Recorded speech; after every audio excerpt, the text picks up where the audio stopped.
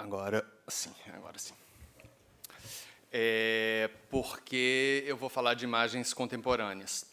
Mas eu estava a pensar que, apesar de termos falado essencialmente sobre imagens históricas e patrimônio, eu acho que tem uma relação entre falar das imagens contemporâneas nesse contexto insular, porque a gente pode pensar também como patrimônio do futuro, assim, essas imagens vão ser o patrimônio do futuro.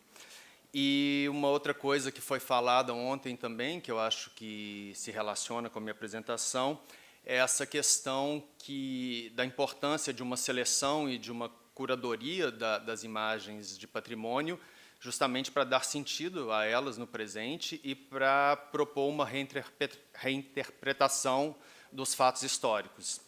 E eu vou abordar um pouco também uma noção que foi um pouco falada aqui do imaginário insular, o que poderia ser isso. Queria agradecer a organização das jornadas e, principalmente, ao Gabriel pelo convite. Estou muito feliz e honrado de estar aqui com tantos profissionais tão relevantes na área da cultura. Então, esse é o título da minha apresentação, Narrativas Visuais Insulares, Fotografia Contemporânea na Ilha de São Vicente. Essa apresentação ela é parte da minha pesquisa de doutoramento em estudos de cultura, onde eu investigo a produção de conhecimento através de práticas fotográficas contemporâneas. O meu objetivo é tentar entender como que, na prática fotográfica, é possível produzir aquilo que eu estou a chamar de conhecimento transformativo.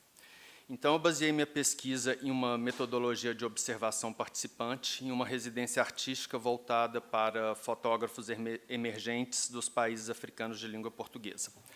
Essa residência, que se chama Cachupa Factory Novos Fotógrafos, acontece anualmente desde 2016 na cidade de Mindelo, na ilha de São Vicente, em Cabo Verde. E entre junho e julho de 2021, eu desenvolvi meu trabalho de campo nessa residência como curador convidado.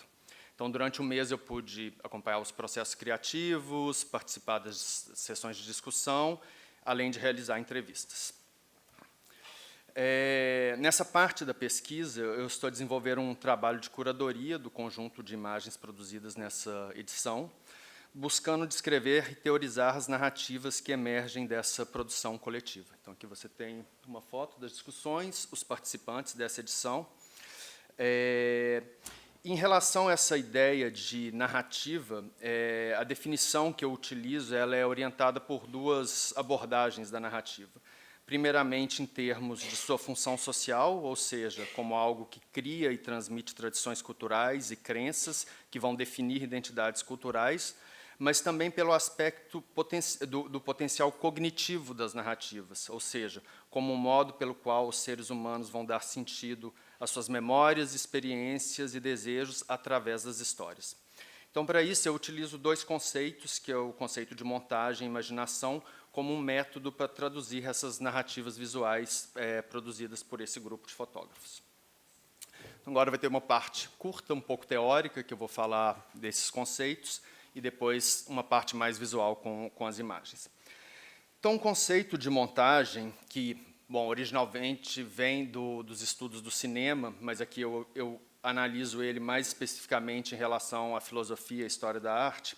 Então, ele foi desenvolvido nesse sentido pelos trabalhos do filósofo e historiador da arte, Georges de Dilberman, e ele pode ser visto como um método dialético para extrair conhecimento de constelações de imagens.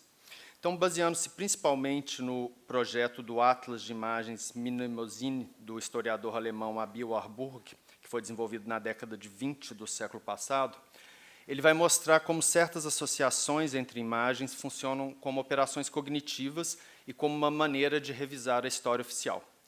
Essas associações elas permitem conectar representações do mundo, e eu cito, segundo suas relações íntimas e secretas, suas correspondências e analogias. Segundo de Dilberman, essas constelações de imagens criadas pelo projeto pioneiro do Warburg, e eu cito novamente, elas fazem explodir as autoproclamadas certezas da ciência, tão segura de suas verdades, quanto da arte, tão segura de seus critérios. Fim de citação. Então, entre as características da montagem dialética, com as imagens, o Didier Berman ele vai destacar 4 consequências dessa operação que vão ter um impacto nas narrativas.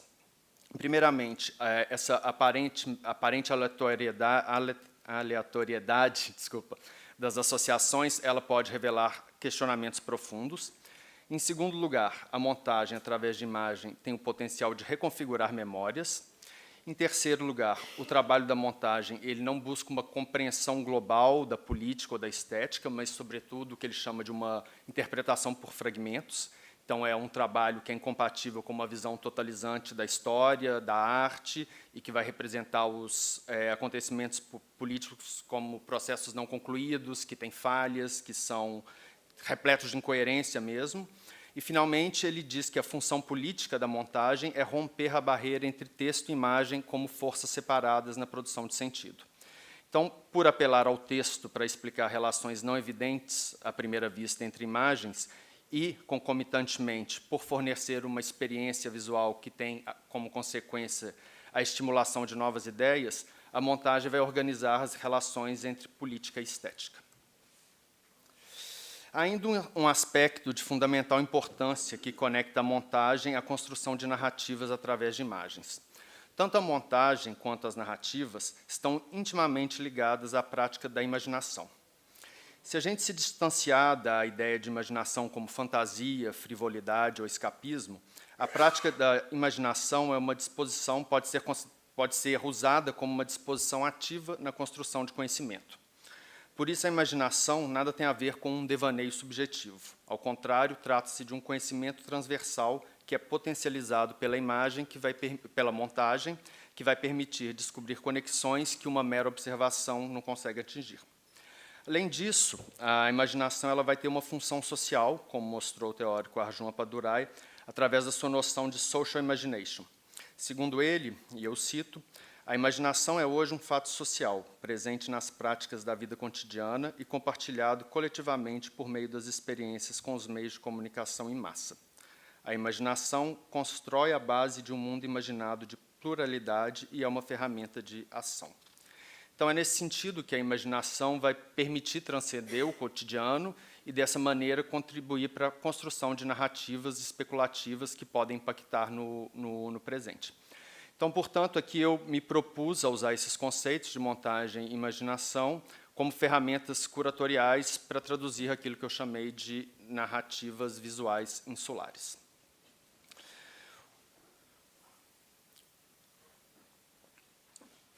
O imaginário insular carrega em si um jogo de forças entre interior e exterior. Por se tratar de uma porção de terra encerrada por uma massa externa de água, a ilha existe contida em sua interioridade, envolvida por uma fronteira fluida. Porém, se pensarmos nas narrativas insulares como resultantes desse jogo de forças, o sentido da relação entre os dois espaços não se baseia somente em uma dicotomia do tipo interno e externo, mas, sobretudo, em uma relação de interdependência que pode proporcionar um terceiro espaço semântico. Chegar à ilha, espaço desconectado da contiguidade continental, torna a experiência do deslocamento ou da viagem mais concreta. Para a viajante, a sensação de chegar a um território continental não se compararia àquela de desembarcar numa ilha, em termos de corporificação da experiência. Por outro lado, na perspectiva de quem se encontra na ilha, ela pode ser um território isolado, protegido, onde o pertencimento também é sentido de maneira mais palpável. Assim, a experiência insular pode ser definida por esse terceiro espaço ambíguo entre interior e exterior, onde isolamento, pertencimento e refúgio e reclusão parecem coabitar. Na nação insular de Cabo Verde, a simbiose entre as forças exteriores e interiores se manifesta de maneira especialmente flagrante através de sua complexa história e singular geografia. O arquipélago vulcânico é localizado em pleno Oceano Atlântico, entre a costa do Senegal e o nordeste do Brasil, em uma posição que, de extremamente isolada, passou a ser de grande importância estratégica para toda a logística do projeto colonial. Se o primeiro assentamento colonial remonta a 1460, na Ilha de Santiago, o início da ocupação foi extremamente penoso e incerto devido à extrema aridez da maioria das ilhas, que impossibilitava o desenvolvimento agrícola e a obtenção de água. como a Ana Mafalda comentou numa apresentação mais cedo, essas dificuldades de vida em Cabo Verde devido às condições climáticas e geológicas. Então, apesar da infraestrutura que surgiu em decorrência da colonização, a população de origem africana invariavelmente sofreu com as condições de desigualdade e exploração. Ao contexto social e político da escravidão, somam-se as extremas condições climáticas que causaram terríveis ciclos de seca no arquipélago. Como consequência, grande parte da população de origem africana foi forçada a emigrar para outras partes do mundo em busca de melhores condições de vida. Muitos daqueles que não conseguiram sair das ilhas tiveram um triste destino. Estima-se que entre 1747 e 1970, 12 secas causaram 58 anos de fome e aproximadamente 250 mil mortes em decorrência.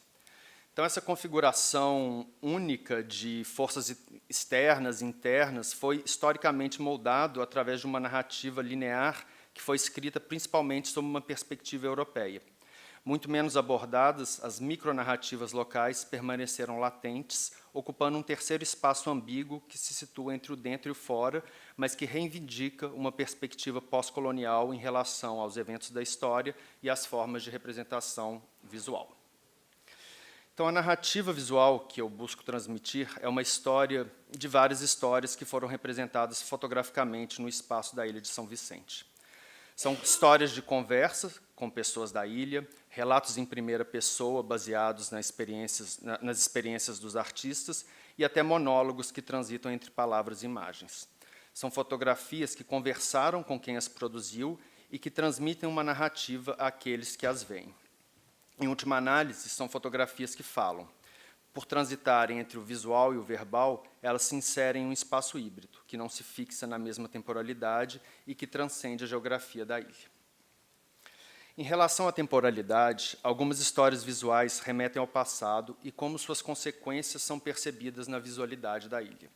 São consequências impactando no presente, porém o agora não vai se resumir só a isso. É também um presente inventado pelas experiências de autoconhecimento, de alteridade e, sobretudo, por uma conexão sensorial com os elementos naturais da ilha. Finalmente, essa sensibilidade partilhada em um espaço comum aponta também para práticas narrativas que utilizam a especulação como ferramenta para sondar o futuro. Em relação à atualização do passado, alguns grupos de imagem vão operar através de uma recontextualização afetiva dos documentos. Proponho aqui uma sequência que começa com uma imagem de uma imagem de uma imagem. Deixa eu ver o tamanho aqui. Não, está até bom. Uma fotografia enquadrada de maneira um pouco desestabilizadora mostra um quadro com um desenho de Cesária Évora pendurado em cima de uma porta. A imagem do quadro é um desenho feito a partir de uma icônica fotografia da figura maior da cultura cabo-verdiana. Na fotografia seguinte, outra imagem contendo uma imagem. Em plano fechado, uma mão na penumbra segura o documento de identidade de um pescador. Além das informações escritas à mão e uma impressão digital, que está seguida da menção "não sabe assinar", percebe-se uma fotografia de identidade extremamente desgastada pelo tempo. Em seguida, dirigimos nosso olhar para um tríptico de fotografias que mostra na seguinte ordem: um plano fechado, nas mãos de um senhor de idade, essas mesmas mãos em um enquadramento também bem próximo, que segura uma moldura com fotos antigas, e na terceira fotografia, num plano ainda mais fechado, uma das mãos do senhor segurando um smartphone, onde uma antiga imagem em preto e branco de um casal no dia do seu casamento ocupa o ecrã. As imagens do tríptico restabelecem uma conexão entre memórias afetivas e o presente, que vai ser reforçada pelas duas imagens que vêm a seguir. Essas mostram pais solteiros de São Vicente com seus filhos em momentos do dia a dia, fotografados de maneira espontânea. Uma imagem pontuação redireciona a sequência. Trata-se de um retrato de um jovem participante de uma agremiação do tradicional Carnaval de Mindelo. Vestido com asas postiças de uma alegoria carnavalesca, esse Orfeu negro está sentado na cama de um quarto, olhando serenamente para a câmara. No fundo do quarto, um olhar atento percebe inúmeras fotografias de crianças e famílias coladas na parede. Ao herói fantasiado do carnaval, segue-se uma imagem de autorrepresentação que também evoca a atualização do passado no presente. Trata-se de uma das imagens da série do artista Sueck, onde ele se fotografa em frente a uma grande estátua do navegador português Diogo Afonso.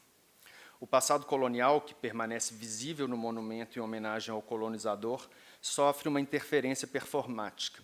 Não se trata propriamente de um ato de iconoclastia, mas sim de uma reconfiguração crítica do olhar que, através desse ato performativo, cria uma tensão entre o presente e um passado que insiste em se manifestar.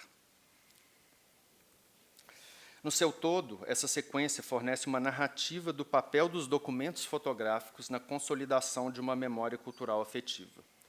A hierarquia entre imagens icônicas, retratos posados, documentos de identidade e registros do cotidiano se dissolve para que o todo possa evocar uma memória coletiva e a noção de cultura como prática social. Por sua vez, a experiência do presente surge de modo ainda mais palpável quando sua representação transcende a visualidade mimética dos objetos e estimula outros modos de percepção sensorial. É o que sugerem as experiências de autoconhecimento e de conexão com os elementos naturais da ilha que alguns grupos de imagem vão expressar. O vento, o mar, as montanhas vulcânicas foram presenças constantes durante a realização dos trabalhos. Os artistas foram sensibilizados por esses elementos da ilha, não só visualmente, mas como uma experiência espiritual e sensorial expandida. Então, se a imaginação nada mais é que uma maneira de inventar realidades, é necessário incluirmos aqui uma abordagem experiencial e metafísica das imagens. Elas fornecem uma ancoragem mais corporificada da fotografia, afastando-se de linhas teóricas europeias que investigam, sobretudo, a problemática relação com o tempo, para tentar chegar a uma ontologia da imagem fotográfica. Ao contrário, trata-se aqui de absorver as fotografias com outros sentidos além da visão. Isso pode ser transmitido através de uma outra constelação de imagens, onde uma colagem de fotografias transforma uma porção de água em uma ilha rodeada por um mar de rochas, confundindo a lógica do senso comum. Ao lado dessa imagem, uma fotografia de um corpo nu que se funde em formações rochosas da ilha. Segue uma imagem que pontua, representando um rochedo numa composição quase abstrata.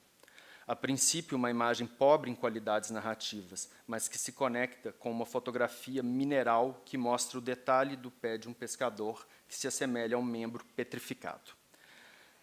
Ainda cabem nesse grupo de imagem as imagens siderais de Filomena Mairossi, uma outra artista da residência, onde uma colagem de fotos de reflexos da água remete às galáxias espaciais, ou ainda as delicadas formas de peixe que surgem da textura de um banco de areia banhado por uma luz lateral em uma imagem de Magno Daniel. Então, essa potencialidade das imagens de ir além da representação visual, ela é libertadora no sentido que ela permite igualmente que essas imagens atinjam a temporalidade do futuro. Então, aqui a noção de imaginação como uma prática social se torna mais palpável ao investigarmos outras constelações de imagem dentro da produção da residência. Elas vão oferecer ferramentas de construção de novos mundos que se manifestam de diversos modos nas práticas artísticas. Ao contrário da noção ocidental de futuro ligado à ideia de progresso econômico e avanços tecnológicos, pensar o futuro dessa maneira significa lidar com a manifestação desse no presente. Significa lidar com a manifestação do presente, do futuro no presente de maneira retroativa. De modo mais concreto, significa potencializar um futuro transformador através de intervenções nos desequilíbrios do presente. Então, para ilustrar essa narrativa de prospecção de futuros, eu proponho uma montagem que começa com uma imagem de uma fenda em uma parede deteriorada. Ela abre caminho para se penetrar na sequência constituída por 5 fotografias da artista Stephanie Silva. Essas imagens representam uma ação performativa da artista no espaço público. Trata-se de uma intervenção onde impressões fotográficas representando fachadas de casas deterioradas e texturas de paredes desgastadas foram fixadas em um muro em um local de grande circulação na cidade de Mindelo. Além dessas, há uma fotografia de um caderno contendo uma lista de frases de assédio dirigidas à artista no espaço público, que também foi fixada ao muro. Essas agressões verbais são contrapostas por uma mensagem em crioulo cabo-verdiano, grafitada pela artista no muro ao lado das fotografias. Essa fotografia aqui à direita. Essa mensagem diz Nyenom Nepsi, que significaria em inglês, poderia ser traduzido como My name is not Rei. E foi o que ela grafitou nesse muro, que tem a ver com as mensagens, com os assédios verbais que ela sofria no espaço público. Então, depois de ter sido instalada, essa intervenção ela foi parcialmente vandalizada, e numa outra foto nós podemos ver o resultado dessa ação, onde podemos ver a fotografia do caderno já rasgada. Então, a gente pode pensar nesse conjunto de imagens como uma ação retroativa no futuro. Vistas em sequência, essas imagens subvertem a linearidade da narrativa, uma vez que é na degradação e na tentativa de destruir que vai surgir o devir. Invertendo a ordem natural dos eventos, que seria a produção da imagem, a exposição no espaço público e a destruição, é possível sentir de modo mais eloquente a imagem das inscrições. Ela nos convida a vislumbrar um futuro onde a violência de gênero foi superada, tornando-se tão anacrônica quanto um muro com velhas camadas de tinta sobrepostas. De modo análogo a uma arqueologia urbana, as inscrições nos muros dizem tanto sobre a possibilidade de resistir no presente quanto de intervir no futuro. Trata-se de um retrofuturo que deve ser produzido no presente. Nessa linha, a exploração da visualidade nos centros urbanos não ocidentais, a riqueza das inscrições espontâneas nas paredes e outras intervenções urbanas são como oráculos a serem cultivados e consultados. Eles têm uma função política essencial na medida que lidam com problemas sociais que não serão solucionados através das mesmas metodologias ocidentais que prometeram riqueza e abundância em detrimento de desigualdades sociais e estruturais e dos limites dos recursos naturais do planeta. Ainda outras imagens poderiam se juntar a essa constelação. Mas, além da temporalidade, a abordagem dessas narrativas visuais, numa perspectiva pós-colonial, vai permitir igualmente transcender o espaço geográfico da ilha. Os participantes, e aí em especial aqueles que não vivem, que não são de Cabo Verde, eles estabeleceram conexões com as configurações espaciais da ilha de São Vicente, que ressituam suas preocupações políticas e estéticas em um novo espaço geográfico. Esse olhar atento sobre o território reflete problemáticas pós-coloniais convergentes com suas experiências de vida em outros lugares do mundo. Essas narrativas são latentes em mais uma constelação de imagens que se inicia com uma figura humana atrás de uma grade de ferro no interior de uma casa. O nome da família que habita a casa também foi forjado a ferro e inserido na grade. Um rosto aparece quase imperceptível devido ao alto contraste entre a luz do sol iluminando a parede branca do exterior e o interior mais escuro. Essa fotografia conduz a outras imagens que também mostram pessoas na sombra e que evocam imobilidade. Um homem espera sentado em frente a uma casa extremamente precária. Uma mulher vestida de rosa espera sentada sentada na calçada da rua por algum comprador para os produtos que ela vende nessa bandeja improvisada colocada em cima de um balde. E um homem uniformizado, provavelmente um encarregado de segurança, sentado em uma mesa no seu local de trabalho. E na parede acima dele podemos ver uma reprodução de uma foto icônica de Amílcar Cabral. Essa sequência pode se bifurcar para uma imagem de dupla exposição, onde trabalhadores da construção civil se mesclam com o verde de uma vegetação densa. Mas também pode tomar uma outra direção, que leva a uma imagem de um instrumento de percussão que foi reparado de maneira improvisada para que pudesse continuar a ser utilizado. Essa constelação de imagens evoca uma narrativa muito recorrente nos países africanos e que se manifesta no modo em que os participantes fotografaram em Cabo Verde. A recorrência de um estado de imobilidade em meio às condições sociais desfavoráveis pode ser sentida nessas imagens estáticas de pessoas a esperar indefinidamente, sendo absorvidas pela vegetação, tendo que se adaptar constantemente. Porém, aquilo que Sueck chamou de o eterno provisório, sugerindo uma naturalização dos constantes problemas estruturais e sociais, também carrega uma conotação de resistência, como evoca a imagem do instrumento musical e a reprodução do retrato de Amílcar Cabral. Se essas soluções improvisadas não deixam de ser formas de resiliência criativa, elas lembram que a precariedade estrutural é uma herança do colonialismo. Ao fotografar no bairro Alto da Bomba, em Mindelo, o artista Hélio Buit diz ter se sentido em Luanda, sua cidade natal. Ele relaciona as semelhanças entre os dois lugares ao círculo vicioso de precariedade que se mantém em África como um todo. Esses exemplos mostram como o espaço geográfico da ilha é expandido através da experiência pós-colonial dos participantes e das imagens que eles produziram em função dessa experiência. Se expandirmos essa constelação ainda mais e adicionarmos outras imagens do espaço urbano de Mindelo, algumas imagens vão sugerir movimento. Porém, esse parece ser limitado a uma certa circularidade das coisas, como se tudo movesse para voltar ao mesmo lugar. Apesar dos movimentos diaspóricos e do impacto de um certo cosmopolitismo africano nas produções culturais contemporâneas, a narrativa predominante permanece aquela de uma grande desconexão entre as regiões africanas. E isso ficou evidente no relato de alguns participantes que se deslocaram de países africanos até Cabo Verde. Há uma grande complexidade logística devido à escassez dos voos e ao alto custo desses voos até Cabo Verde, e burocrática devido à dificuldade de obtenção de vistos para visitar outros países africanos. Esse artista, o Hélio Buit, que é angolano, ele relata que seu deslocamento entre Angola e Mindelo trouxe várias questões, entre as quais ele destaca a natureza da própria viagem. Então, ele se questionava por que eu tenho que passar pela Europa para chegar a Cabo Verde, se eu estou em Angola, se eu estou em África.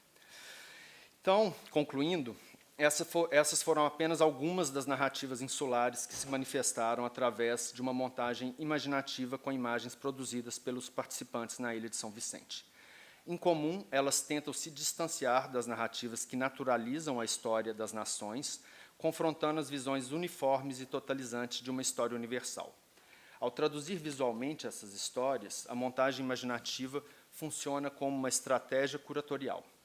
Para concluir, eu proponho que essa estratégia pode ser uma valiosa ferramenta em práticas curatoriais devido a 3 fatores. Uma montagem imaginativa se atenta à materialidade das imagens.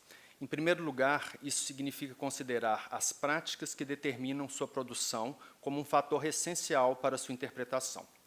No entanto, o significado das imagens como representações do mundo se inscreve tanto em contextos mais amplos, sociais e políticos, quanto em suas manifestações subjetivas. Desse modo, a materialidade das imagens inclui também a relação afetiva estabelecida durante a produção das imagens, que era o que eu realmente tentava ver nesse grupo de fotógrafos, assim, a relação afetiva que eles tinham com o fazer fotográfico. Em segundo lugar, a montagem imaginativa permite pensar uma arquitetura curatorial, onde a relação palavra-imagem surge de maneira não hierárquica. Ao mesmo tempo que rejeita a primazia do discurso sobre as imagens, ela pondera que o significado das imagens vai além do visual, que é uma ideia do William Mitchell, que eu vou colocar as referências no final aqui, mas eu não citei ele nesse slide. Então, isso diz respeito ao potencial narrativo do projeto curatorial, uma vez que um conjunto de imagens pode ir muito além de simplesmente ilustrar uma história. Nesse sentido, as fotografias vão evocar ideias e sensações que não necessitam estar necessariamente ligadas à qualidade indicial ou mimética da imagem. Em terceiro lugar, a montagem imaginativa abre espaço para cosmovisões não ocidentais, presentes em expressões verbais, metáforas em línguas não hegemônicas e concepções próprias de tempo e espaço. Nesse aspecto, as narrativas visuais devem ser consideradas em termos de sua função social.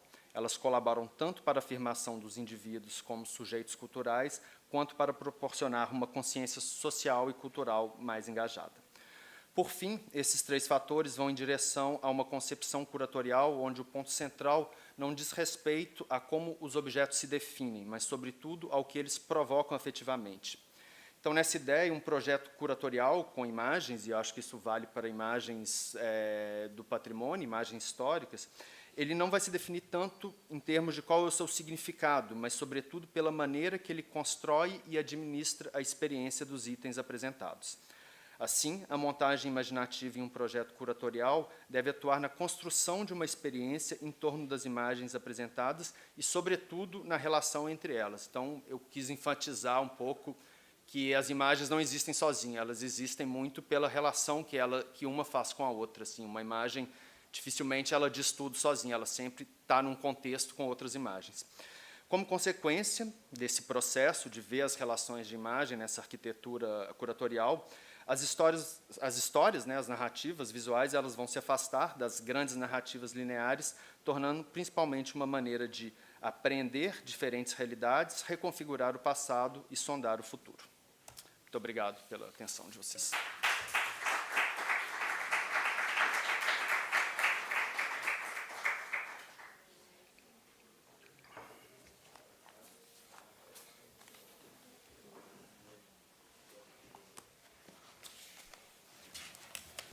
Si tienen alguna duda en español para el ponente, ¿alguna pregunta?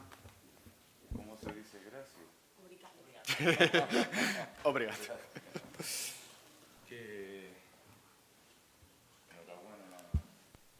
Alfredo, tenemos 5 minutos para si queremos contrastar algo. Y si no, pues lo contrastamos mañana que tendremos la sesión de conclusiones. Tengo algunas informaciones. La guagua, el autobús, el carro, estará en cosa de 10 minutos, más o menos, donde los dejó antes, ¿no? Mañana, que es el último día, a las 8:30 de la mañana, les recogerá la guagua en el sitio donde lo recogió hoy. Empezaremos a las 9 y terminaremos a la 1. Con lo cual mañana será un día intenso, como están siendo estas 2 primeras sesiones. Aquí hay unos imanes de esto para la nevera que nos trajo el director del Museo Néstor, Daniel Montes de Oca. Sírvanse ustedes mismos. Y bueno, muchas gracias y mañana seguimos con más.